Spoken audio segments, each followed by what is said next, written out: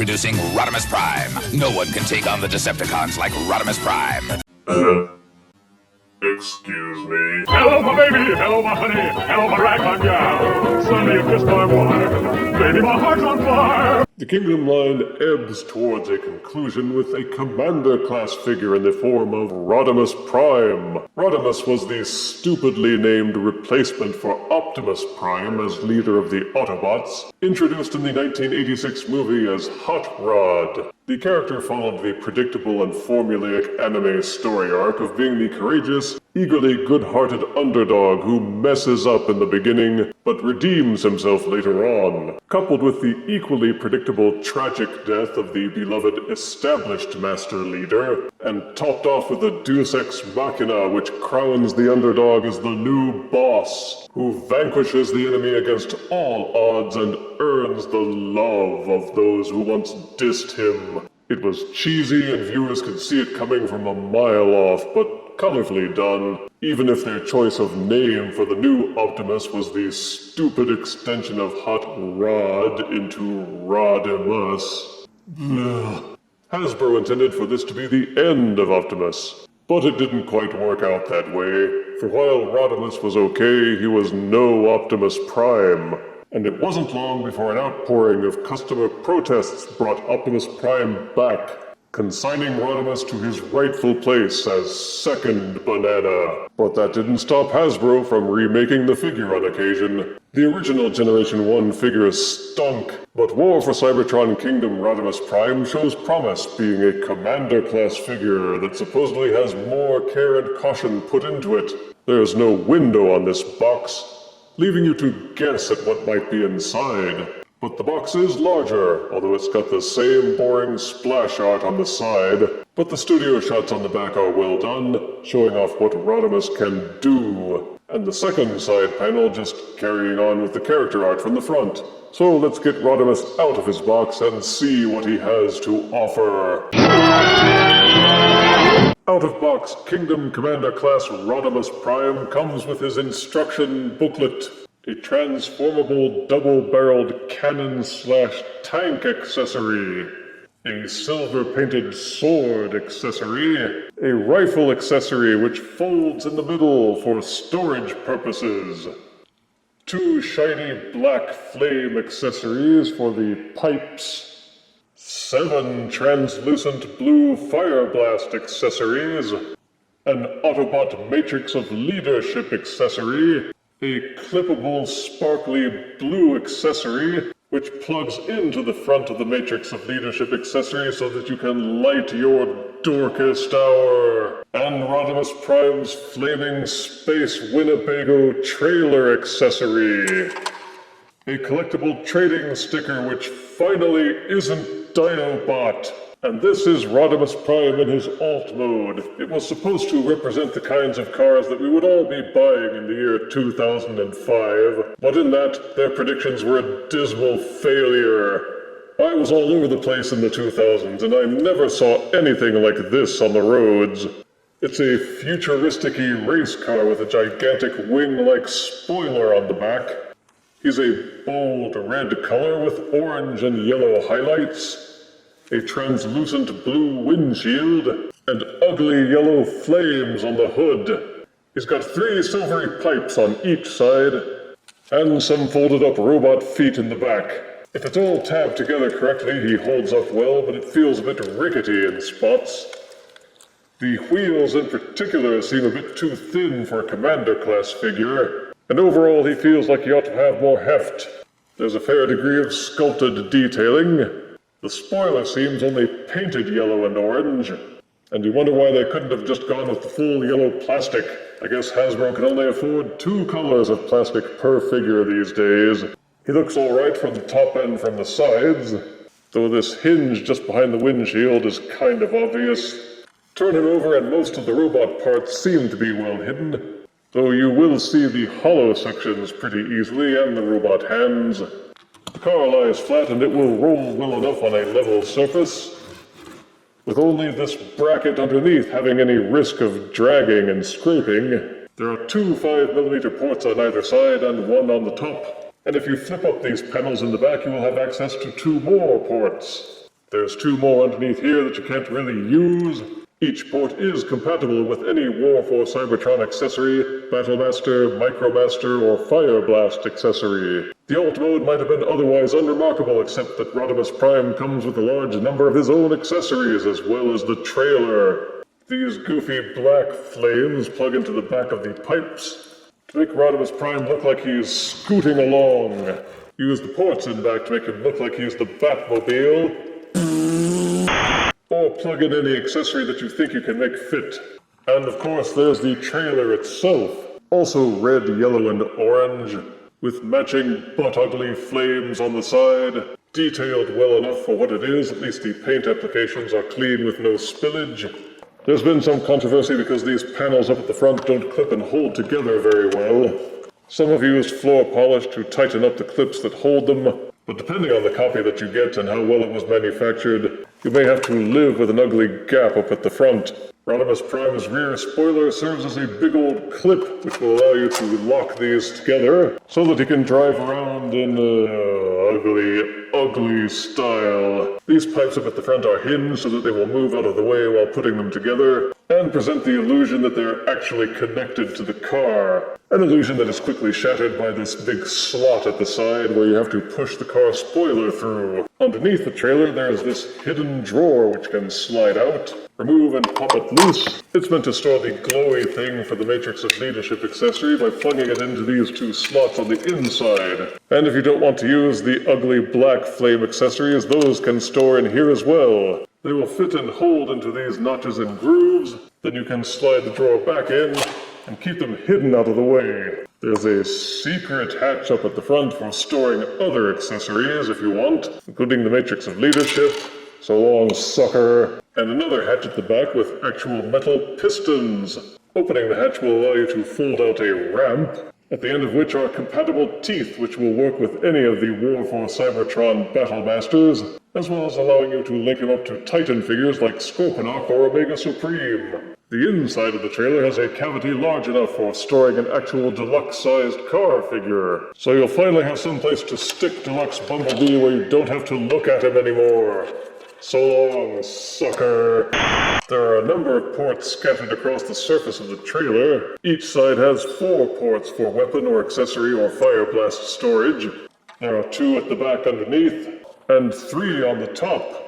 You can still plug the black flames into the pipes on the side of the trailer, use the fire blasts and the ports at the back to emulate propulsion, and use the other ports to store all the other accessories as you see fit. Not to mention spicing them up with all the other fire blasts. And of course there's the cannon tank accessory. Flip out this port at the bottom, flip out this little landing gear stand as well, then plug the cannon onto the top of the trailer, and you can haul that around too. The cannon will fold and extend upwards, and yes, each cannon barrel will support fire blast accessories as well. The cannon accessory will fold and tilt upwards like this. These panels off at the side will fold in and out, so you can use them as shield panels. It is hinged up at the top as well, so that it will raise and lower. And there is a swivel joint which will allow the cannon to rotate 360 degrees. These little handles will rotate any direction, and are 5mm so that they will support any figure being able to man the cannons. Folding it back down and folding the panels down will allow you to compress and compact the cannon, and it will store inside the Winnebago. But wait, there's more. Fold up these little dealy bobs at the side. That will give clearance for you to unfold the side panels. Then the trailer will open up to reveal yet more stuff. And holy cow, just look at all the 5mm ports inside this thing. Way too many to demonstrate, but know that this trailer can hold over 30 accessories if you think you can fit them all in. Each of these side panels has 13, with another 11 in the center. And of course the tank cannon accessory is meant to store inside in the central peg, which will cover up many of these ports, so you can't use them anyway. With the cannon swiveled up and these panels put out as shields, Rodimus Prime or any similarly sized figure can be placed inside the trailer to man the cannons. So while you can legitimately grumble that Rodimus Prime is small for a commander, you won't be able to complain for lack of ability to customize. There's a wealth of options to choose from to tickle your fancy or satisfy your movie scene urges.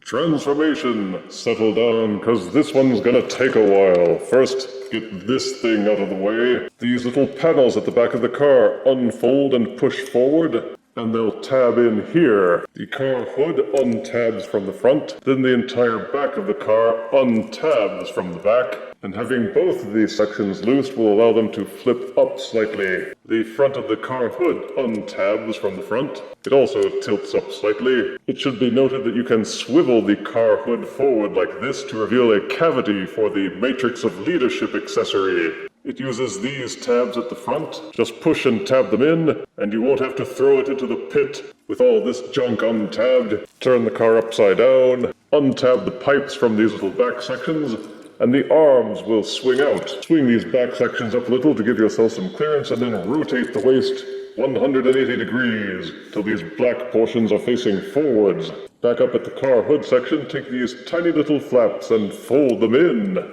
Then bring this section down, it will become the front of Rodimus Prime's body. Swivel these sections upward until these red notched sections are nearly touching. Underneath this waist rotation is another waist rotation. Make sure these hinges are level so that you can do the swivel.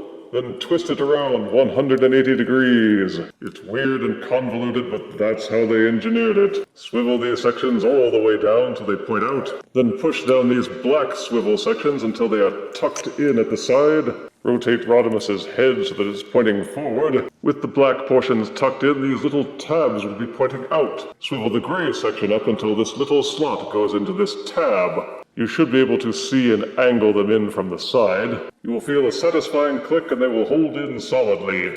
And brace them with your fingers because they might snap. Then angle these portions of the arm back down. Make sure everything is even. Then swivel the chest apparatus up. It will nestle between these two red sections at the shoulders. But how does it hold in? Answer the windshield section swivels upward, and this gray portion on the inside of the windshield tabs into this little portion at the back of the neck. Push and lock those together, and it helps to do this step in advance and rotate the back section up. Use this black swivel hinge to fold it and collapse it in on itself so that they're both snug together. Brace these sections with your fingers and they will push and click together and hold firmly. And these two little tabs on the inside of the windshield will push together and form Rodimus Prime's collar. These little black teeth on the inside of Rodimus Prime's spoiler will go into this groove at the back of the windshield. This is a weird part. The insides of the front tires untab and unfold out. You're supposed to rotate them so that this little tab on the inside of the tire goes into this groove in the arm. Each tire section will slide slightly inward, which allows the tab and the groove to reach each other and snap into place. To finish cinching in the chest, make sure that it's angled down properly.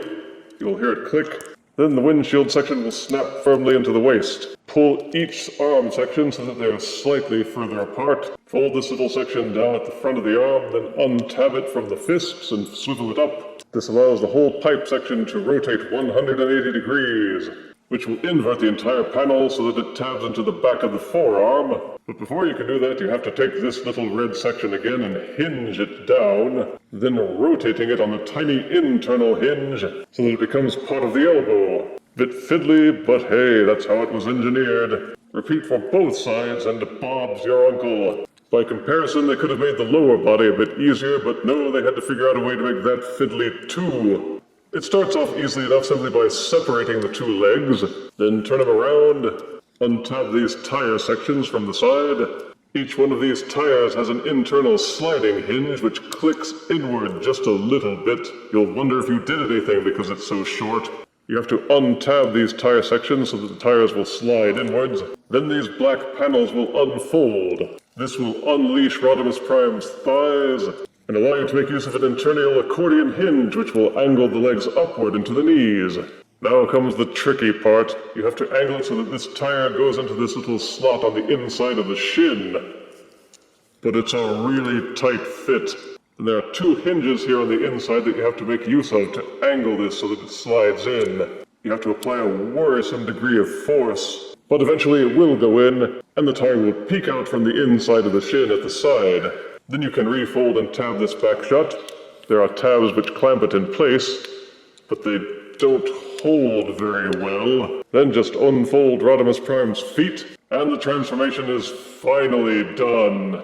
Admittedly, it's the robot mode where Rodimus Prime really stands out. In terms of size and mass, he's not much more than a voyager-sized figure. They justify the higher price point by throwing in all the accessories, but it does still leave you feeling like you got skunked, because when you plonk down over 80 smackers for a Commander-class figure, you want to think of the figure itself will be more substantial, like Siege Jetfire.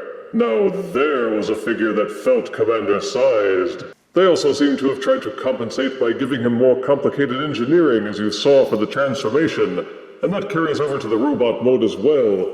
There's just something about the Rodimus Prime figure that feels higher end, though it's difficult to lay a finger on. The sculpting is excellent, though I have seen less expensive deluxes with just as much. The paint applications seem neatly done, though there are some production flaws. He feels solid with no rattling, and for the most part, everything does tab together very tightly, except maybe these panels on the backs of the shins. Some parts on the arm feel like they swivel a little too easily, but he does hold his poses well, and has a good center of balance despite the huge wing-a-dings on his back. There's a kind of grumpy deadness to his face, like he knows everybody prefers Optimus, but it does look metallic. In fact, except for the helmet, he kind of looks like Megatron. There don't seem to be any mini Fire Blast pegs, but there are 5mm ports on his sides, his back, and under his feet. You can swivel open the chest, fish out the Matrix of Leadership, then plug in the Light Our Darkest Hour Fire Blast into the accessory and have Rodimus reenact his glorious ascension scene from the movie. The black flames can plug into the pipes on the forearms, though it makes his arm look like they're paintbrushes. The sword has this big dealy bob at the pommel, so to get him to hold it you have to slide it in from the side. The blue fire blasts can be plugged in anywhere you like to serve as incoming bursts or outgoing blasts, or Rocket Man propulsion. And of course you can stand him in the mobile command center. If he looks like he was built to stand behind this turret, it's because he was. And get a load of the articulation. The head will rotate 360 degrees, though it does bump into the collar a lot, so be careful not to scrape the paint. There's an internal neck hinge, so he can tilt his head back and forth. Why, yes, Optimus Prime is better. The shoulders will square upwards on this hinge. Each arm will rotate 360 degrees until you bang into the spoiler. The elbows are double jointed so that he can grab the Matrix of Leadership. And the double joint has an internal swivel so that you can rotate the arm any direction you like. Each hand will swivel at the wrist. There's also an internal hinge so that the hand can tilt in and out. The pointy finger is separate. The other 3 fingers are welded together, but all 4 of them will fold in and out, and also hinge at the knuckle. He would rotate 360 degrees at the waist, except that this portion at the back will bump into the hips. You could detach and hinge it backwards, and that would give it clearance, but it would mean that this section would be flopping loose. Each thigh will rotate, except that these portions at the top will bump into the hips if you're not careful,